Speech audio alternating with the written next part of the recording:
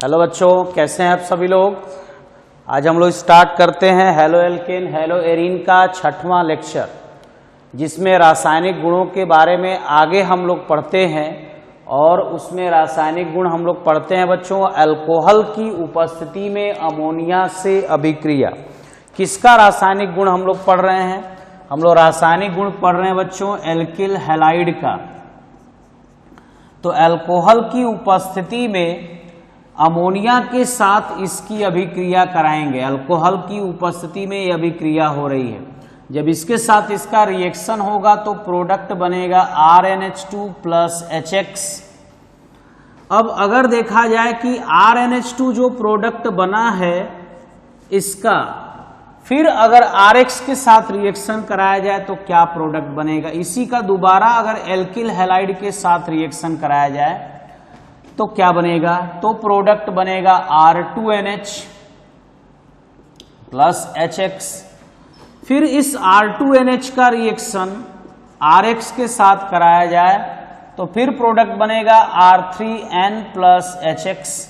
और इस R3N का RX के साथ रिएक्शन कराया जाएगा तो बनेगा R4N प्लस X माइनस। इसका मतलब इसमें जो प्रोडक्ट बन रहा है वो एमीन बन रहा है। इसको 1 डिग्री एमीन कहते हो, प्राथमिक एमीन है ये R2NH हो गया तो इसको कहते हो 2 डिग्री एमीन, मतलब द्वितीयक एमीन। ये R3N है मतलब 3 डिग्री एमीन, और एमीन 3 डिग्री तक ही होता है, 4 डिग्री का एमीन नहीं होता। तो इसका नाम क्या है? इसका नाम होता है tetra alkyl ammonium halide. Tetra alkyl ammonium halide इसको कहा जाता है। ये इसके रासायनिक गुण में है। जब अल्कोहल की उपस्थिति में अमोनिया के साथ अभिक्रिया होती है किसी एल्किल हैलाइड की तो एक प्रोडक्ट मिलता है, यानी बहुत सारे एमिनो का मिक्सचर मिलता है और फाइनली हमको एक सॉल्ट मिलता है, एक लवण का निर्माण होता है। ये टेट्रा एल्किल अमोनियम हैलाइड क्या है? एक लवण है। तो बच्चों इस तरीके से ये पहली अभिक्रिया खत्म होती है जिसका नाम है नाभिक स्नेही प्रतिस्थापन अभिक्रिया। अब नेक्स्ट रिएक्शन की बात करेंगे और इस रिएक्शन में हम लोग पढ़ेंगे निराकरण अभिक्रिया। इसको कहते हैं एलिमिनेशन रिएक्शन, या इसको विलोपन अभिक्रिया भी कहा जाता है। विलोपन अभिक्रिया या निराकरण अभिक्रिया भी इसको कहते हैं। इंग्लिश में इसको कहते हैं एलिमिनेशन रिएक्शन। अब मैं आपको यहां पे कई तरह का एलिमिनेशन रिएक्शन बताऊंगा। जैसे समझिए, पहला मैं बता रहा हूं आपको, इसको कहते हैं 1-1 एलिमिनेशन। 1-1 एलिमिनेशन रिएक्शन, या इसको alpha elimination. Alpha elimination reaction भी इसको कहा जाता है। देखिए क्या है अल्फा एलिमिनेशन रिएक्शन। जब मान लीजिए कोई ऐसा कंपाउंड है, जैसे क्लोरोफार्म ले लिया, इसका क्या नाम है? क्लोरोफार्म। और यहां पे हम लोग यूज करेंगे अल्कोहलिक KOH। अल्कोहलिक KOH का यहां प्रयोग कर रहे हैं। अल्कोहलिक KOH ऐसा रिएजेंट है जो कि इस एल्काइल हैलाइड में से हाइड्रोजन और हैलोजन दोनों को एक साथ निकालता है। इसलिए इस अभिक्रिया को विहाइड्रोहैलोजनीकरण, इस अभिक्रिया को विहाइड्रोहैलोजनीकरण अभिक्रिया कहते हैं। क्या कहते हैं? विहाइड्रोहैलोजनीकरण। तो देखिए क्लोरोफार्म है और अल्कोहलिक KOH की उपस्थिति में ये जो पोजीशन है जिसके साथ ये हैलोजन जुड़ा है वो अल्फा कार्बन है। जब अल्फा कार्बन से ही हाइड्रोजन और हैलोजन दोनों विस्थापित होते हैं, यहां लिख सकते हैं जब अल्फा कार्बन से ही हाइड्रोजन तथा हैलोजन विस्थापित होते हैं तो इसे 1-1 इलिमिनेशन रिएक्शन कहते हैं। तो देखिए, यहीं से हाइड्रोजन निकाल दीजिए, यहीं से हैलोजन भी निकाल दीजिए, तो क्या बचेगा? CCl2 बचेगा। हाइड्रोजन निकल गया तो एक इलेक्ट्रॉन इसका फ्री हो गया, एक हैलोजन निकल गया तो एक इलेक्ट्रॉन और फ्री हो गया। जो हाइड्रोजन निकलेगा इसके OH के साथ बनाएगा वाटर यानी H2O प्लस, जो Cl निकलेगा वो पोटेशियम के साथ बनाएगा KCl। इस CCl2 को हम लोग क्या कहते हैं? इसका नाम है बच्चों कार्बीन। क्या नाम है इसका? कार्बीन। और कार्बीन मैं आपको बता दूं 2 टाइप के होते हैं, सिंगलेट कार्बीन भी होता है और ट्रिपलेट भी होता है। प्रिपरेशन करोगे आगे तो समझ में आ जाएगा कि सिंगलेट कार्बीन क्या है और ट्रिपलेट कार्बीन क्या होता है। तो ये मैंने आपको बताया 1-1 इलिमिनेशन। दूसरा देखिए 1-2 इलिमिनेशन, यही मोस्ट इंपॉर्टेंट है जो कि हमारे सिलेबस में है। 1-2 इलिमिनेशन, और यही मैं आपको बताऊंगा भी। 1-2 इलिमिनेशन को हम लोग बीटा इलिमिनेशन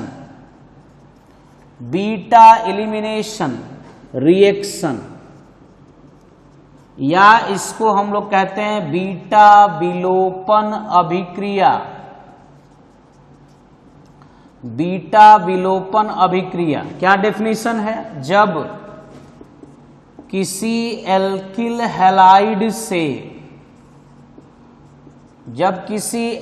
हैलाइड से अल्कोहलिक, या जब किसी एल्किल हैलाइड से अल्कोहलिक KOH की उपस्थिति में, अल्कोहलिक KOH की उपस्थिति में अल्फा स्थिति से हैलोजन, अल्फा स्थिति से हैलोजन तथा बीटा स्थिति से हाइड्रोजन विस्थापित, बीटा स्थिति से हाइड्रोजन विस्थापित होता है तो इसे बीटा इलिमिनेशन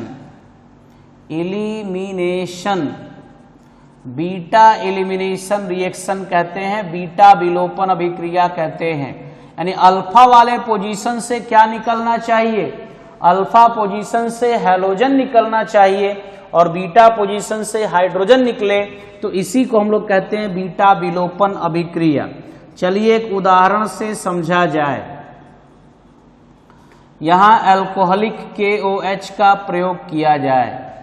यहां मैं लिख देता हूं, इस अभिक्रिया द्वारा एल्कीन बनते हैं।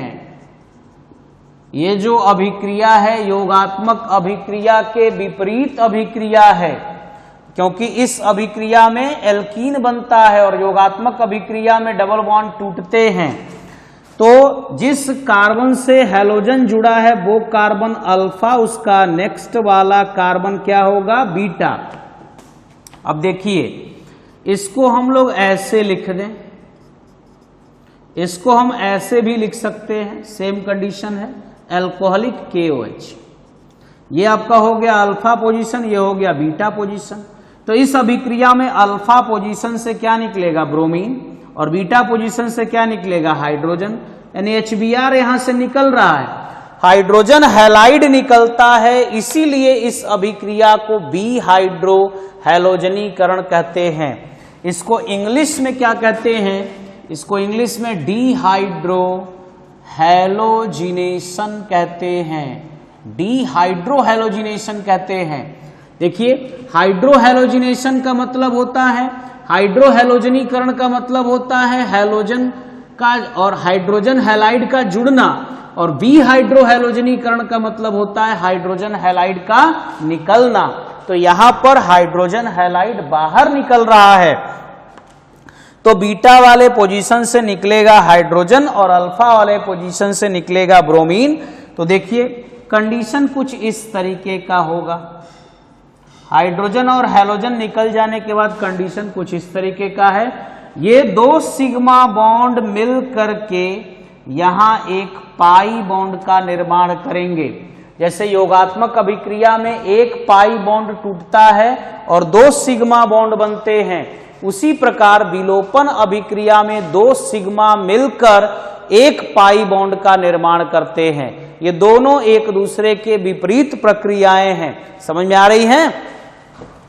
यहां से जो हाइड्रोजन निकला वो OH के साथ H2O बनाएगा, जो ब्रोमीन निकला वो पोटेशियम के साथ KBr बनाता है। एक एग्जाम्पल मैं और देता हूं,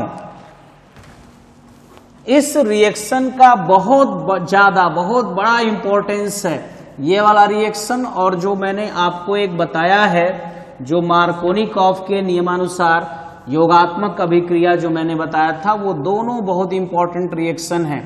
कन्वर्जन करते समय, कन्वर्जन का मतलब क्या होता है, एक ऑर्गेनिक कंपाउंड को दूसरे ऑर्गेनिक कंपाउंड में परिवर्तित करने की प्रक्रिया को हम लोग कहते हैं कन्वर्जन।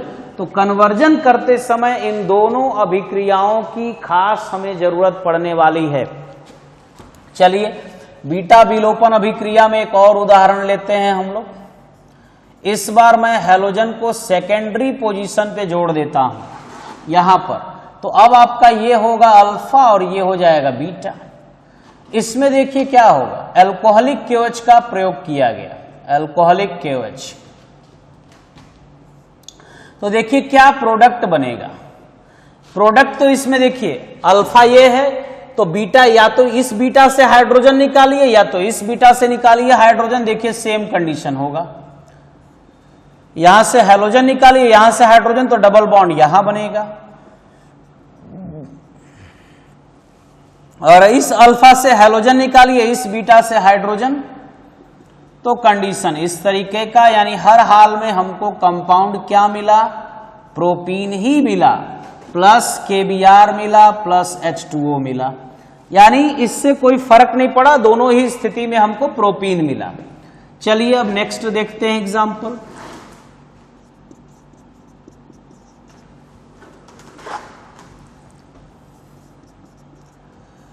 अल्कोहलिक KOH का प्रयोग किया गया। अब इसमें भी दो देखिए, अल्फा ये बीटा ये बीटा। अगर इस अल्फा वाले कार्बन से हैलोजन निकला तो बीटा मान लीजिए यहां से निकला, तो देखिए ये बनेगा product CH double bond CH2 ये बना। और इस बीटा से अगर इस अल्फा से अगर ब्रोमीन निकालते हैं तो बीटा से यहां से हाइड्रोजन निकालेंगे,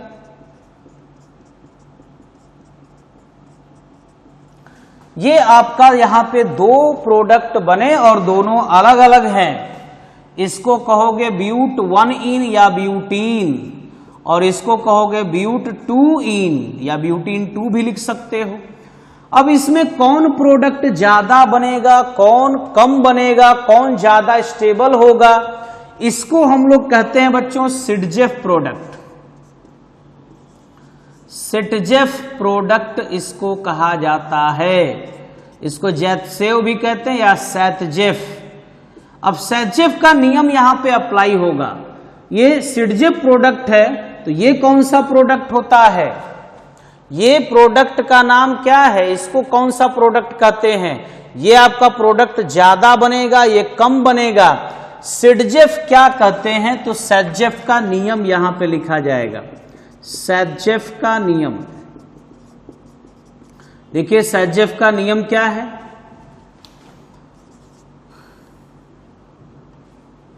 असममित एल्काइल हैलाइड या एल्किल हैलाइड की अभिक्रिया अल्कोहलिक KOH की उपस्थिति में या के साथ होती है तो वह एल्कीन अधिक मात्रा में वह एल्कीन अधिक मात्रा में प्राप्त होती है जिसमें द्विबंध से यानी डबल बॉन्ड से अधिक एल्किल समूह जुड़े होते हैं। अल्फा वाले पोजीशन से भी देख लिया जाएगा और इससे भी, या जिसमें अधिक अल्फा हाइड्रोजन होते हैं। अल्फा हाइड्रोजन होते हैं, चेक कर लिया जाए। ये डबल बॉन्डेड कार्बन है और इस डबल बॉन्डेड कार्बन से चेक करिए इसमें कितने एल्किल ग्रुप हैं। एक इधर है और एक इधर, यानी इसमें 2 एल्काइल ग्रुप हैं। इसमें 2 एल्काइल ग्रुप हैं और यहां डबल बॉन्डेड कार्बन से चेक करिए, केवल यही एक एल्काइल ग्रुप है एथाइल, तो इसमें एक एल्काइल ग्रुप है। तो इसका मतलब ये हुआ कि ये वाली जो एल्कीन है वो ज्यादा बनेगी, यानी ये आपका प्रोडक्ट क्या होगा, मेजर। जो सिडजेफ प्रोडक्ट होगा आपका क्या होगा, मेजर प्रोडक्ट होगा, और ये कम मात्रा में बनेगा तो इसको कहते हैं माइनर। इसको हिंदी में कहते हैं हम लोग क्या, गौड़ यानी मुख्य, और इसको क्या कहते हैं, इसको लघु भी कह सकते हो या मेजर यानी मुख्य उत्पाद है ये, और ये माइनर है आपका यानी अल्प मात्रा में प्राप्त होगा। ये अस्थाई उत्पाद होता है और ये आपका स्थाई प्रोडक्ट होता है। यानी ये स्टेबल भी है, मेजर भी है, लेकिन ये अनस्टेबल है और माइनर प्रोडक्ट है, कम मात्रा में बनता है।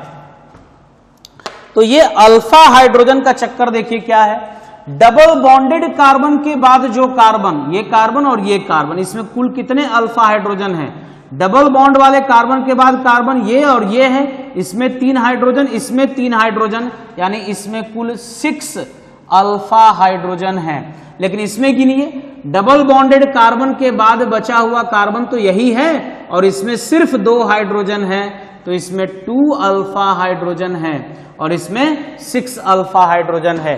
ज्यादा अल्फा हाइड्रोजन वाला ज्यादा स्टेबल एल्कीन माना जाता है और वही प्रोडक्ट भी क्या होगा, मेजर होता है। तो सिडजेफ का नियम आप लोग जरूर याद रखेंगे और यही है आपकी विलोपन अभिक्रिया।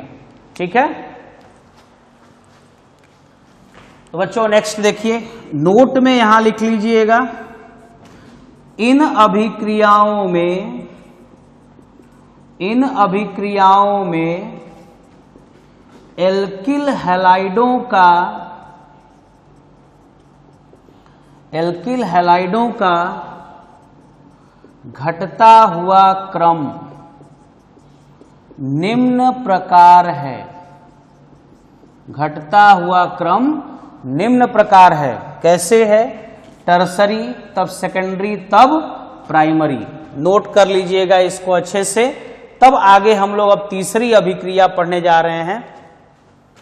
पहली अभिक्रिया हम लोग पढ़ चुके और पहली अभिक्रिया क्या थी, नाभिक स्नेही प्रतिस्थापन अभिक्रिया थी, जिसमें SN1 और SN2 अभिक्रिया के बारे में भी पढ़ा गया, उससे संबंधित कुछ उदाहरण भी किए गए। दूसरी अभिक्रिया निराकरण अभिक्रिया या विलोपन अभिक्रिया, इसमें मैंने 2 प्रकार की अभिक्रिया बताई, एक 1-1 इलिमिनेशन भी बताया, एक 1-2 इलिमिनेशन भी बताया। 1-3 इलिमिनेशन भी होता है लेकिन आपके सिलेबस में नहीं है। आप 1-1 इलिमिनेशन और 1-2 इलिमिनेशन अच्छे से तैयार करिए। 1-2 इलिमिनेशन में अनसिमेट्रिकल, यदि असम्मित कोई एल्किल हैलाइड होगा तो वहां पर 2 प्रोडक्ट बनने की संभावना होगी और 2 प्रोडक्ट यदि बनता है तो वहां पर सेडजेफ का नियम अप्लाई होगा और सेडजेफ के नियमानुसार वह एल्कीन अधिक मात्रा में बनेगी जिसमें अल्फा हाइड्रोजन परमाणुओं की संख्या अधिक होगी या डबल बॉन्डेड कार्बन से अधिक मात्रा में एल्किल समूह जुड़े होंगे। तो इस प्रकार 2 तरह की अभिक्रियाएं, 2 तरह के रासायनिक गुण हम लोग पढ़ चुके बच्चों। अब तीसरा रासायनिक गुण पढ़ने जा रहे हैं और तीसरा रासायनिक गुण क्या है, धातुओं से अभिक्रिया। धातुओं से अभिक्रिया। देखिए इसमें कौन कौन से धातुओं से इसकी अभिक्रिया होती है। और पहली धातुओं से अभिक्रिया है बच्चों सोडियम के साथ, या सोडियम धातु के साथ, सोडियम धातु के साथ अभिक्रिया, सोडियम धातु के साथ अभिक्रिया। क्या है सोडियम धातु के साथ में? RX यानी एल्किल हैलाइड जब सोडियम धातु के साथ अभिक्रिया करता है तो एल्किल हैलाइड का 2 मोल ले लिया जाए। किसकी उपस्थिति में? ड्राई ईथर की उपस्थिति में अभिक्रिया हो रही है, शुष्क ईथर की उपस्थिति में अभिक्रिया हो रही है। और देखिए क्या प्रोडक्ट बनेगा, R और R जुड़ेंगे तो बनेगा R single bond R plus NaX, 2 मोल है तो लिख देंगे 2NaX। ये R जब जुड़ते हैं तो इसको हम लोग कहते हैं बच्चों एल्केन। आप एल्केन वाले चैप्टर में भी आप लोग फर्स्ट ईयर में 11th क्लास में आप लोग बच्चों इस रिएक्शन को पढ़ चुके हो, और इस रिएक्शन का नाम याद होगा, इस अभिक्रिया का नाम है बच्चों वुड्स अभिक्रिया। बहुत इंपॉर्टेंट रिएक्शन है ये। चलिए एक एग्जांपल देखिए, CH3Br plus 2Na plus BrCH3 ले लिया गया। ड्राई ईथर यानी शुष्क ईथर की उपस्थिति में अभिक्रिया हो रही है, और ड्राई ईथर की उपस्थिति में अभिक्रिया होने पर आपका ये CH3 और ये CH3 दोनों कंबाइंड होगा तो बनेगा C2H6 प्लस 2NaBr। और इस तरीके से इसमें होता क्या है कि दोनों तरफ का एल्काइल ग्रुप जुड़ जाते हैं और एल्केन बनता है। तो इस प्रकार क्या बना? एथेन। इसमें जरूरी नहीं है कि सोडियम धातु का ही प्रयोग किया जाए, इस अभिक्रिया में कॉपर और सिल्वर धातु का भी प्रयोग किया जा सकता है। तो इसका डेफिनेशन देखिए, मैं लिख दे रहा हूं कि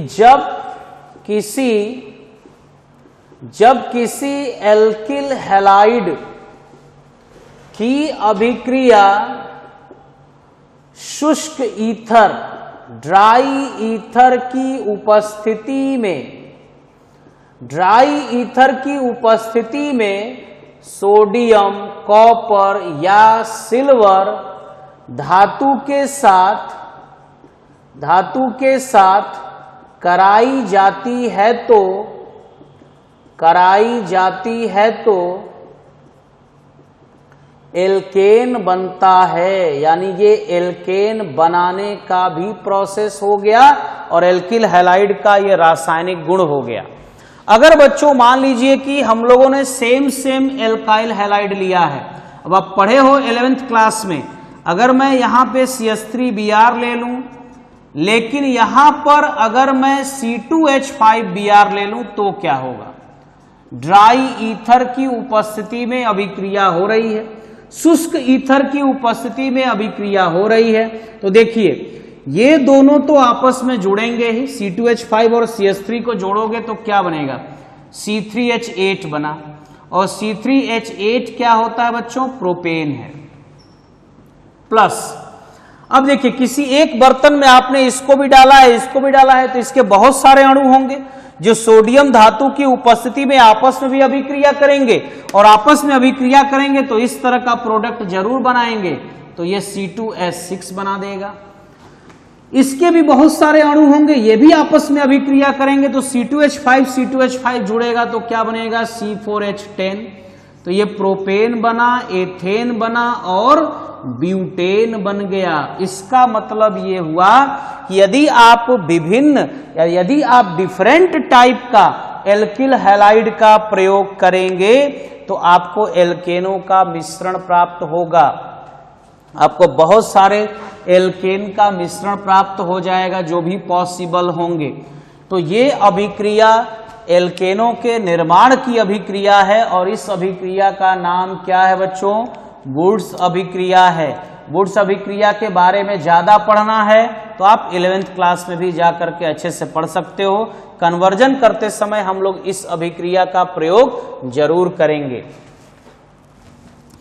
चलिए यहाँ पे नेक्स्ट रिएक्शन देखते हैं, और यहाँ पर ये बी पार्ट है और यहां पे मैंने सोडियम के जगह पे जिंक धातु का प्रयोग कर दिया।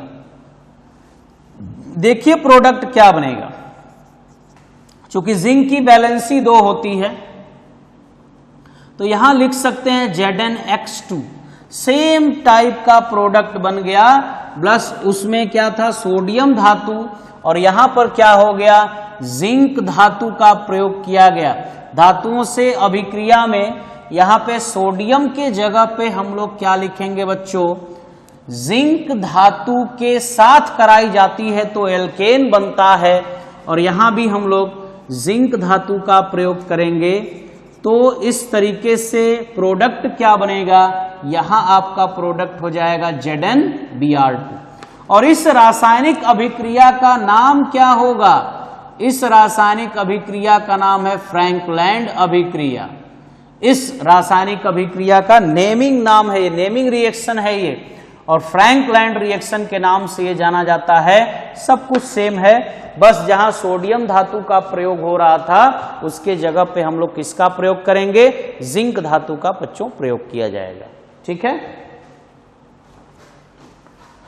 2 रिएक्शन आपके हो गए धातुओं की अभिक्रिया में, एक सोडियम धातु के साथ, दूसरा जिंक धातु के साथ। अब हम लोग बात करते हैं बच्चों मैग्नीशियम धातु के साथ अभिक्रिया कराते हैं। मैग्नीशियम के साथ देखिए क्या प्रोडक्ट बनेगा, ये तीसरी अभिक्रिया है Mg धातु, मैग्नीशियम धातु के साथ अभिक्रिया।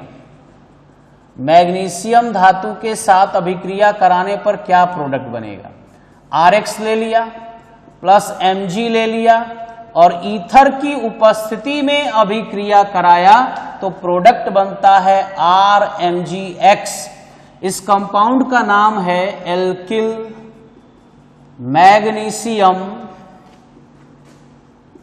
एल्किल मैग्नीशियम हैलाइड इस कंपाउंड का नाम है, या इसका एक और नाम होता है ग्रिगनार्ड अभिकर्मक या ग्रिगनार्ड रिएजेंट, या कहीं कहीं इसको गिन्यार या ग्रिन्यार भी लिखा रहता है। ग्रिन्यार अभिकर्मक के नाम से भी इसको, या ग्रिगनार्ड अभिकर्मक के नाम से भी इसको जाना जाता है। चलिए देखिए, R को अगर C2H5 ले लिया, Br ले लिया प्लस मैग्नीशियम, और यहां पर ले लिया बच्चों ईथर, और इसकी उपस्थिति में प्रोडक्ट बनेगा C2H5MgBr।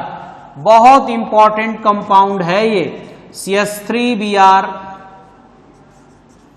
प्लस Mg, और यहां आपका प्रोडक्ट बन गया ईथर की उपस्थिति में CH3MgBr। और इस कंपाउंड का नाम क्या है, इस कंपाउंड का नाम है ethyl magnesium, ethyl magnesium bromide इस कंपाउंड का नाम है। और इसका क्या नाम होगा, methyl magnesium, methyl magnesium bromide इस कंपाउंड का नाम है। तो इस तरीके से ग्रिगनार्ड अभिकर्मक का किस तरह निर्माण होता है आप लोग देख चुके।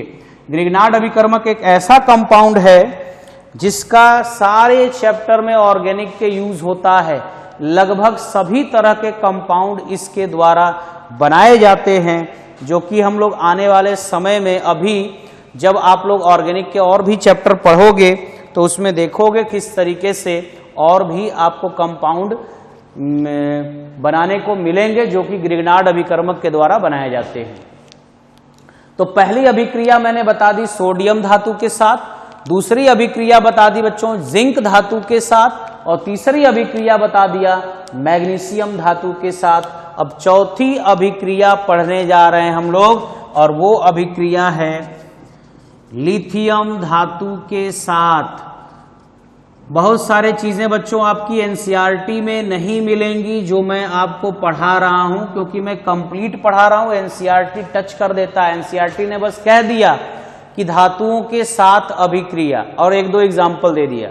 तो इसका मतलब ये नहीं कि आपको बस उतना ही पढ़ना है, उतना ही पढ़ोगे तो कम जानोगे, और आपको अगर ज्यादा जानना है तो आपको साइड बुक पढ़ना होगा या जो हम बता रहे हैं उसको पढ़ना होगा। लिथियम धातु के साथ अभिक्रिया करो तो Rx की जब लिथियम धातु के साथ अभिक्रिया होती है तो क्या प्रोडक्ट बनेगा, 2 मोल लिथियम ले लिया प्रोडक्ट बनेगा RLi प्लस LiX, और इसको हम लोग कहते हैं एल्किल लिथियम, एल्काइल लिथियम इसको कहा जाता है। तो यहां पर ऊपर वाले में यहां डेफिनेशन दे देना कि जब किसी एल्किल हैलाइड की अभिक्रिया Mg धातु के साथ मैग्नीशियम धातु के साथ कराई जाती है तो मैग्नीशियम धातु के साथ कराई जाती है तो ग्रिगनार्ड अभिकर्मक बनता है, ग्रिगनार्ड अभिकर्मक बनता है। ये आप लिखेंगे डेफिनेशन में।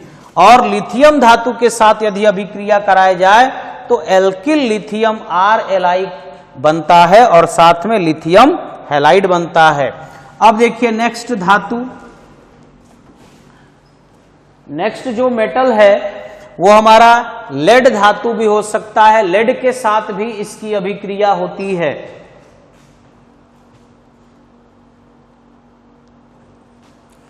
तो देखिए नेक्स्ट हेडिंग डाल देंगे PbNa, सोडियम या लेड सोडियम मिश्र धातु के साथ अभिक्रिया, इसके साथ यदि अभिक्रिया होगी तो देखिए क्या प्रोडक्ट बनेगा।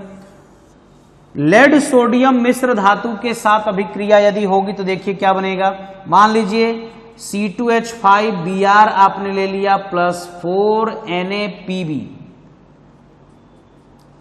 इसको बैलेंस करने के लिए इसको भी आपने 4 टाइम्स ले लिया तो देखिए क्या बनेगा। C2H5 का होल 4Pb प्लस 4NaBr, ये आपका प्रोडक्ट बनेगा और इसका नाम होता है TeL। पूरा नाम इसका होता है टेट्रा एथाइल लेड, इसको टेट्रा एथाइल लेड कहते हैं। और टेट्रा एथाइल लेड क्या है? ये एक अपस्फोट रोधी यौगिक है। इसको इंग्लिश में एंटी नॉकिंग एजेंट कहा जाता है। अपस्फोट रोधी यौगिक या एंटी नॉकिंग एजेंट इसको कहते हैं।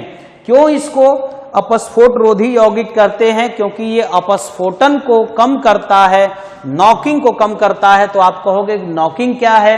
तो समझिए, अपस्फोटन किसे कहते हैं? जब किसी अंतर्दहन इंजन में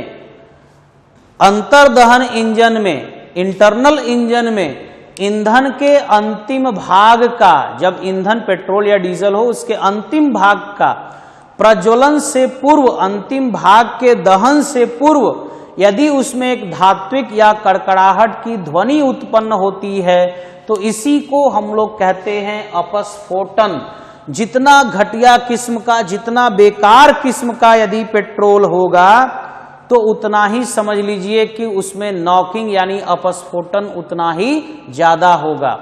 और अच्छे क्वालिटी का यदि पेट्रोल होगा तो उसमें नॉकिंग कम होता है।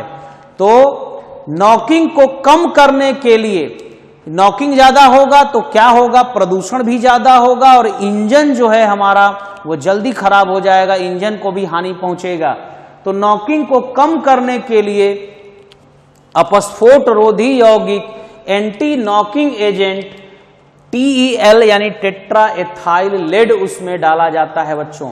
ठीक है, तो यहां पर जो लेड और सोडियम मिश्र धातु के साथ अभिक्रिया कराई गई किसी एल्किल हैलाइड की, उसी के द्वारा बना टेट्रा एथाइल लेड, जो कि बहुत ही मोस्ट इंपॉर्टेंट कंपाउंड है। इसको एंटी नॉकिंग एजेंट या अपस्फोट रोधी यौगिक कहते हैं। इसको डालने से नॉकिंग की प्रक्रिया, नॉकिंग का जो समस्या है वो खत्म हो जाता है। हालांकि अब इसको भी डालने से नॉकिंग में कम तो होता है लेकिन पोल्यूशन फिर भी होता है। तो पोल्यूशन ना हो इसलिए और एडवांस टाइप के एंटी नॉकिंग एजेंट जो है पेट्रोल में मिलाए जाते हैं।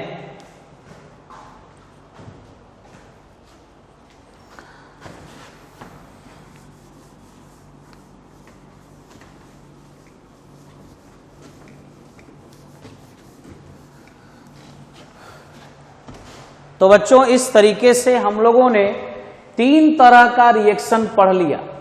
रासायनिक गुणों में 3 प्रकार की अभिक्रिया पढ़ लिया। कौन कौन सी अभिक्रिया पढ़ा? पहली अभिक्रिया हम लोगों ने पढ़ी बच्चों नाभिक स्नेही प्रतिस्थापन अभिक्रिया पिछले लेक्चर में। दूसरा अभिक्रिया पढ़ा हम लोगों ने इस लेक्चर में विलोपन अभिक्रिया, और तीसरा अभिक्रिया भी इस चैप्टर में इस लेक्चर में पढ़ा गया और वो था धातुओं के साथ अभिक्रिया। धातुओं में हमने लगभग 5 धातुओं के साथ आपको रिएक्शन बताया। पहला सोडियम के साथ रिएक्शन जिसको वुड्स रिएक्शन कहते हैं, दूसरा जिंक के साथ रिएक्शन जिसको फ्रैंकलैंड रिएक्शन कहते हैं, तीसरा मैग्नीशियम धातु के साथ अभिक्रिया कराया। वुड्स रिएक्शन और फ्रैंकलैंड रिएक्शन से प्रोडक्ट क्या बना? एल्केन, जो कि सेम था।